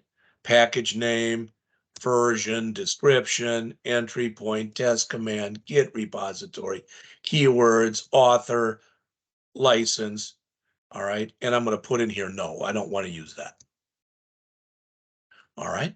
So what you should do is just type in npm init -y, because then it accepts the defaults for everything. Boom. So it created that for me. That's what I wanted. All right. So it created a special new file for me. that's called package.json. All right. And the next thing I want to do is I want to open up that file. And I'm going to open that up. You can open it up in any editor you have. I can open it up in Notepad++. I can open it up in Notepad. I can open it up in Visual Studio Code. It doesn't matter. All right. But I'm going to choose Visual Studio Code. This is not Visual Studio. It's Visual Studio Code. All right. So this is what I have in here. And I've got to actually make a couple changes. Not a lot, but a couple of changes. All right. The first thing is after we've got this license here, we're going to add a new line. You need a comma and then enter. And then you want to put in here homepage in double quotes, followed by a colon and a space. Then in here, you need https:// the name of your GitHub account. So mine is JP Scott Rankin. Don't you put JP Scott Rankin. That would be silly. All right. And then you want dot, oops, I'm sorry. Oh, I did that. Dot github.io dot, and then whatever you name that folder, I called mine my portfolio. In just a minute, we're going to run a command on this. In just a minute, we're going to run a command on this. And we're going to tell it that this is going to be our homepage, basically, when we go out to GitHub pages. So that's the first thing we had to do. Then the second thing we want to do is we want to go up to this line 7 right here. We want to go up to that line 7. And where it says test, echo, all this, you can either leave that, put a comma in and add a new line, or just remove this, which is what I'm going to do. So I'm going to remove that and put in this line, deploy, in double quotes, colon, space, gh-pages -d dist. That's that dist folder, and that's the destination. We're going to tell it that the stuff we want to deploy lives in there. Right? And that may or may not make sense to you. And again, I am going to send you a thing that's going to have all of the instructions on it. All right. So I'm going to do a file, save all, and I'm just going to remove that. All right. Now I'm going to go out to GitHub.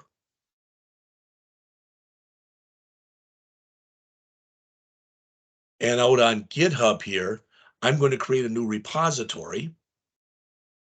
And I'm hoping against hope here that I don't have one that's called my portfolio. And I do have that available. Okay. Well, that's good. I want that. Okay. So I'm going to create my create repository right there.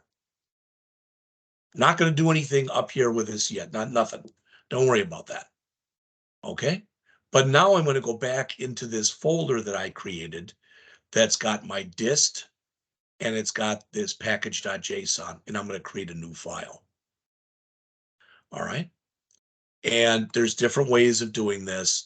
But again, I'm trying to do this in what I consider to be the easiest way possible. You may not agree. All right. So let's see. Let's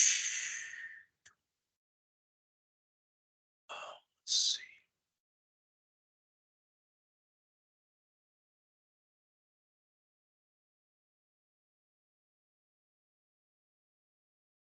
Okay.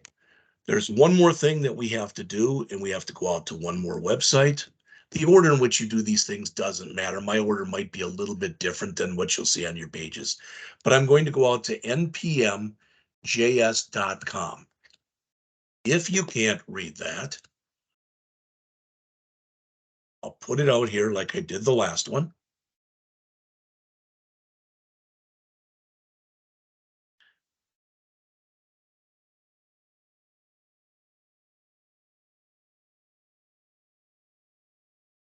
So it is npmjs.com. You kind of can look at this. You use this npm, the node package manager. You use this a lot in the AWD1100 class, the class you take third semester. Now, you can kind of look at it as being like a grocery store that has a whole bunch of stuff in it. All right. One of the things, whoops, let me cancel that. One of the things that it has in it is something that's called gh-pages. That is GitHub pages. Publish to GitHub. That's what we want. All right. So I'm going to just literally click on here where it says GitHub pages. And it says if I want to go and put that line in, this is what I have to do. I have to type in npm I for install gh-pages. So I'm going to go back to here. Remember, what's in here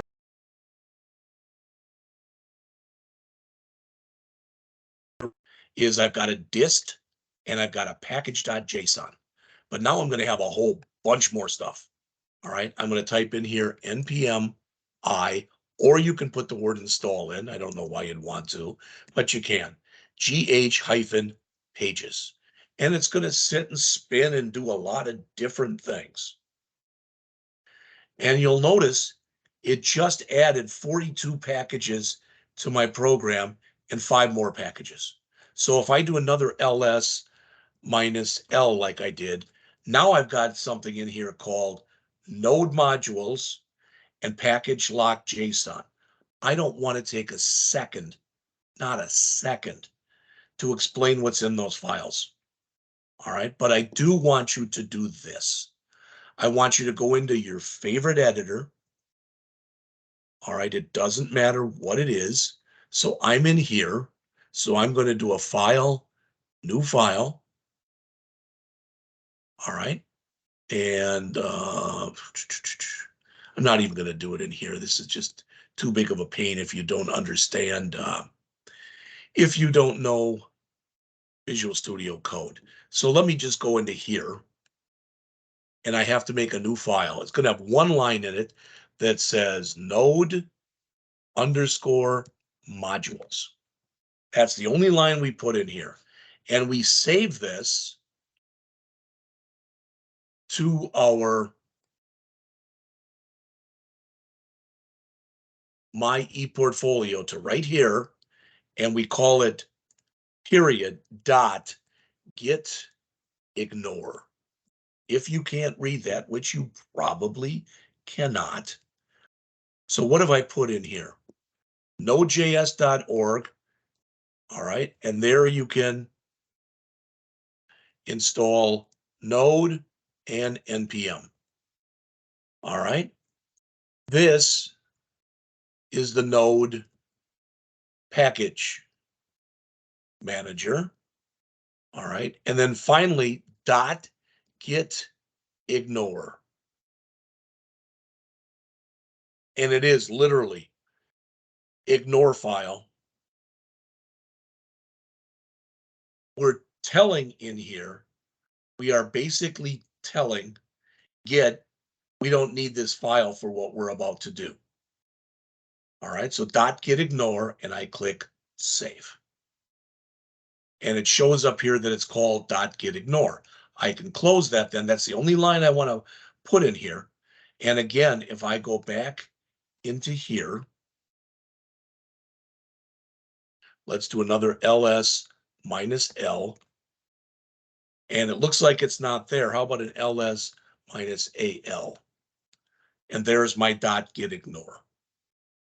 All right, so now I've got virtually everything I need. All right. So I did from this folder now, my ePortfolio. Okay. What I want to do here, let's see. I want to make sure I haven't skipped any steps with you. Done it.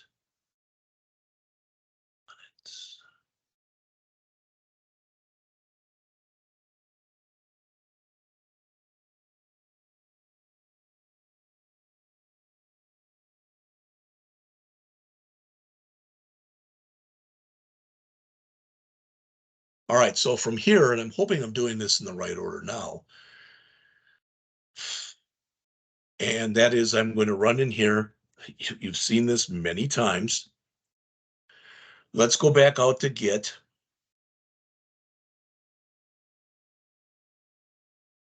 And let's grab this line that's got our Git remote on it. And we're basically going to put in most of this stuff that's right here. So I'm going to start with a git init, a git add dot. Don't worry if you get those, that doesn't mean anything. A git commit -m, and you will have all these commands. And I'm going to say initial portfolio commit.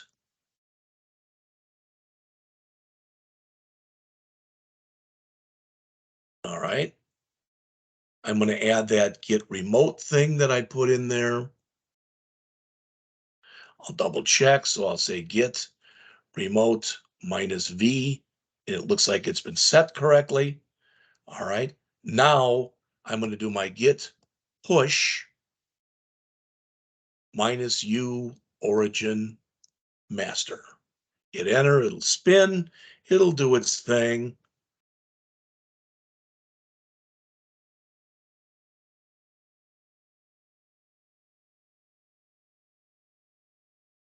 Back momentarily. Taking a little longer than I thought it would, but I'm not worried about it at all, unless it comes back and gives me an error message. It did not. So now when we go out to GitHub, we're not done yet, but we're really close. All right, so when I go out to GitHub and I put this in here, it's got all my stuff. That's good, but it's not complete.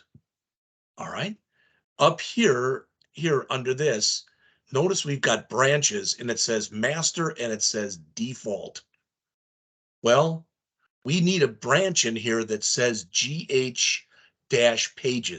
We don't have that branch. So what do? We're going to go back into Git here.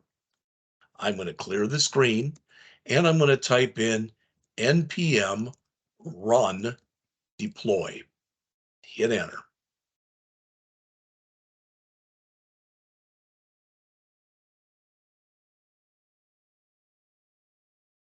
Okay, now it says it's been published. I'm going to go back into GitHub. I'm going to close this and I'm going to refresh by hitting my refresh button right there. And now I'm going to click under here. And there's a GH pages. It wasn't there before. And I'm going to go and click on the GH pages. And all that's in there is my assets and my index. You might say, well, that's not, yeah, it'll be fine in just a second. So doing all this, now I'm going over here and somewhere over here, right there is that gear that says settings. Clicking on that. I don't want to click on that one. One of these up here should say settings. Something up here better. There it is, settings right there. Now you've got to go down a ways and you should find something that says GH pages. And I don't. Well, that ain't good.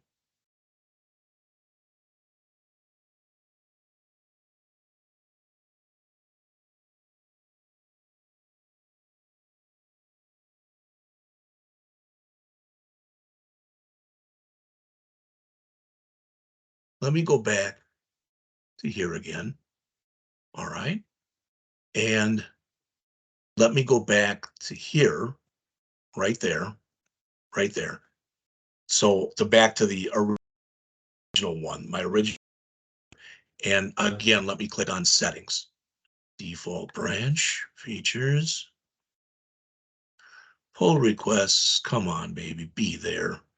Danger zone. Come on, somewhere in here should be. I've done this before and it's worked. Well, it's got pages there. If I click on that, I don't think that's going to give me what I want. GitHub pages.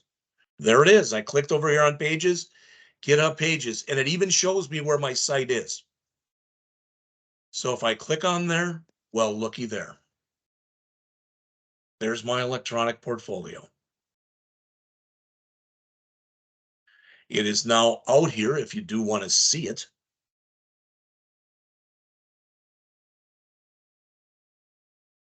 I'm gonna have to make this a lot smaller so you can read it.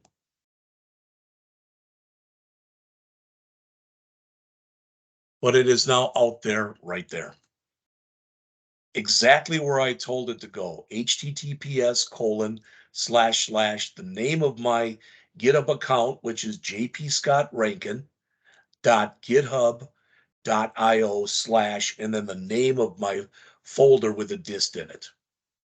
Now, I've got this written down as about 15 steps, and it's called Mobirise GitHub Pages Steps. You'll get that today. All right. So looking back here, all right, we have now gone over the end of this. Well, I'm sorry. We've gone over the second one. We went over our portfolio requirements. We went over and we installed and created our Simple ePortfolio, and we saved it to GitHub Pages. So the only thing left in here, as far as what we're doing right now, is to go over the attached end of semester project requirements. I am going to do that. Once I do that, what I'm going to do next after that is I'm going to stop with this current tape, which will be about 2 hours, 2 hours and 15 minutes, whatever. And I'm going to save that out to, it's a public, I'm going to save that out to YouTube. Then I'm going to come back and I'm going to create not just these, I'm going to create 5 things, not these 2. I don't know if I'm going to make you do those or not, but I'm going to do 12.1 again, because you use 12.1 to do 14.1. So I'm going to do 12.1. I'm going to do 14.1. I'm going to do 15.1. I'm going to do 16.1. And finally, I'm going to do 16.2, which uses a class library. I will do that as a private video. All right. And send you all an invite. So on this final project requirements, it's all on 1 page. Sorry, it's on 2 pages. Most of this won't make any sense, but it will a week from now after we've gone through chapter 18. For your final project, which is worth 200 points, 2 tests worth, you will create a C# bookstore application. All right, that'll store information about a minimum of 3 authors. You'll have to go out to the internet to find that information. You must store your data in a list of book objects. Okay. You'll have one author, which she or he has just written 1, 2, 3, or 4 books. Another author where she or he has written 1 to 10 books, and another author who has written 10 or more books. As it says, use real book information that can be found online. Whatever you use for this, just put a comment in your code so I know I can go out there and look at it, that it's real. So look at this. This right here, just creating this information is 4, 8, 12, 18 points. All right. Then you will have a drop-down list of authors, which so you can filter results by author. As it says there, that drop-down list should be programmatically populated when the form loads. Now notice it's got there using select and unique functions. Don't worry about that right now. That is chapter 18 on link. All right. Then you'll have a search form. And as it says, when the user clicks on this search form, a link search can be performed by either looking for the name of a book or looking for the ISBN of a book. All right. And again, we're going to look at the picture in just a minute. On the search form, after you click the search button, the correct data should be returned and displayed. What's the data? The ISBN for the book, the title of the book, the author of the book, and the year the book was published. All right. Sounds to me like stuff that, as an example, could be put into a class called book. All right.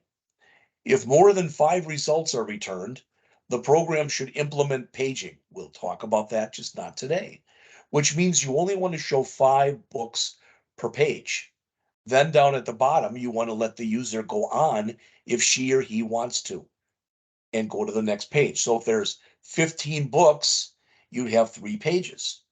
If there were 16 books, you'd have 4 pages. The first would have 5 books, the second would have 5 books, the third would have 5 books, the fourth would only have 1 book. Any search results with less than 5 books should disable or hide paging. So you shouldn't allow for paging if there's only 1 through 4, or really 1 through 5 books. All right. When the details button is clicked for a book, you should display that form.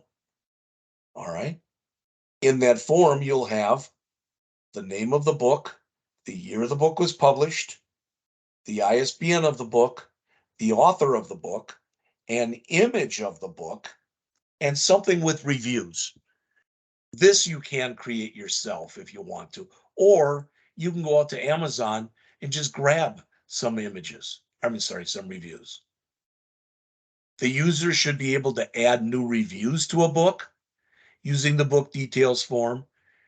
It should have a book class as given in the UML, which we're going to look at in a minute. It should have a review class. So there's 2 classes. It should have a search form class. So there's 3 classes. The application implements the details form as shown. It has a splash screen. It should also have a menu set up where you can get the things either by using buttons or menu options. Now look at the bottom. It says the app has a professional look and feel to it. All right. And this whole section at the bottom is worth 35 points. So it's worth approximately about, 15 to 20, almost 20%.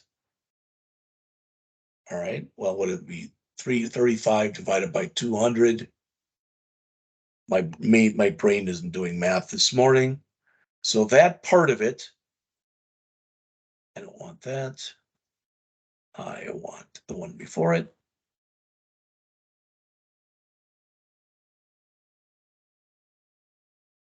So that's 17.5% of your grade will be based on this last thing right there.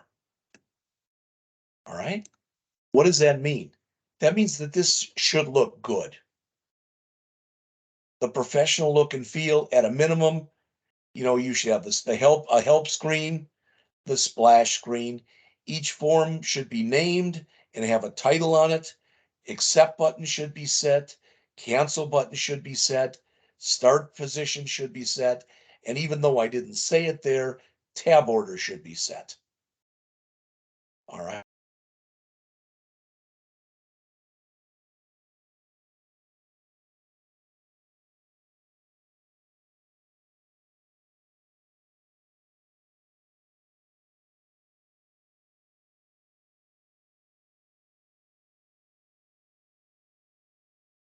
So when it comes up, you'll have a splash screen. After the splash screen, you'll come to something that looks like this. Now, I don't know why they populated it like this. This is not right. These should be 5 different ISBNs, 5 different names. If it's all the same author, that's fine. Probably 5 different years, etc. So if you come in here and you search by either name or by ISBN, so you can search for the name of a book, or you can search for the ISBN of a book. You can come in here and you can choose the author you want. And when you click search, if you get something that looks sort of like this, you'll notice there's 3, so there's 15 results. If I click here, I'll get my second page of results. Here, I'll get my third page of results. This is page 1. If I click on details, I'll get a picture of that book, the title, the year it was written, the ISBN, the author, and in here, you can write a review if you want. All right, and you've got some past reviews. All right. Now, I don't expect this to totally make sense. We will go over it again next week after we've gone through chapter 18. All right. But you'll notice you've got what in here? You've got, this is your form. So this form is going to be using a search form. All right. So it'll have this stuff in it. It's got a book. So it's got a book class. And that book class is going to have anything with a plus in here. All right, since they're all set up with pluses, you can just set them up as getter setters, as we've done in the past. You don't have to create instance variables. All right, you will have an empty constructor or a default constructor, and you will also have a review class that is based off of, all right, it's part of the book class. Again, we will talk about this next week. So I have now, get that guy out of here. I have now gone over today. All of that. We have gone over the second one. We went over the end of the semester, portfolio requirements. I showed you how to install and create a simple e-portfolio using Mobirise. All right, I saved that and showed you how to save it to GitHub Pages. And I did, just for the first time, went over the end of semester project requirements. All right. So when I'm going to take myself a little 10-minute break now and come back at about 20 after 10. And when I come back, not only am I going to do these 3 problems, but I'm also going to do problems 12.1, which you already had due, and 16.2. And I'm really thinking of doing that and going over 16.2 and having you have due this week extra 12.1, 14.1, 15.1, 16.1, and 16.2. And then these, I'll show you how to do these, but I won't ask you to do them. All right. That's probably the way that this will work. So I'm going to take about a 10-minute break now, and I'll be back at 10:20. That will be a private video at that time. So then finally, then tomorrow, we're just going to forget about these. But tomorrow, I'm going to go over with you the chapters 14 through 16 pretest. We won't even worry about this. Thursday will be a lab period. I'm tired of people falling behind and saying, well, I didn't finish it because of this. I didn't finish it because of this. I am asking you to dedicate a day to getting this done. The 1, 12.1, 2, 3, 4, and 16.2, the 5 extras that I'm going to ask you to do, all right, which again are going to be 12.1, 14.1, 15.1, 16.1, and 16.2. They will all be due this coming Sunday, the 16th, 5 days from today. And next week on Monday, you will take hands-on test or hot number 6. If you've got questions on anything I've gone over today, after you see this video, feel free to email me, jpscott@rankin.edu. With that, I'll see you again in about 15 or 20 minutes, and that'll be in the private video. Talk to you then. Thanks.